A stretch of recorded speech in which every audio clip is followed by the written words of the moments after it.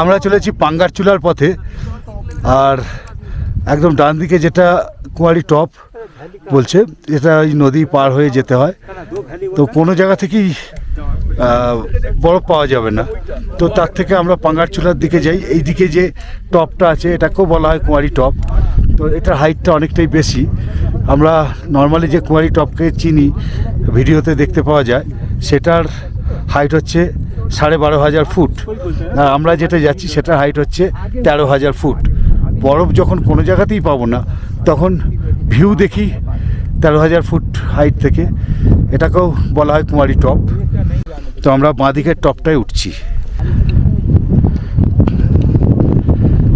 এটাই আমরা উঠছি। আর ওই দিকে যে রাস্তা দেখতে পাওয়া যাচ্ছে ওইটা হচ্ছে আরেকটা কুমারী টপ। পতাকা উঠছে আর মাঝখানে এই নদী পার হয়ে যেতে হবে। রাস্তাটা দেখতে পাওয়া যাচ্ছে,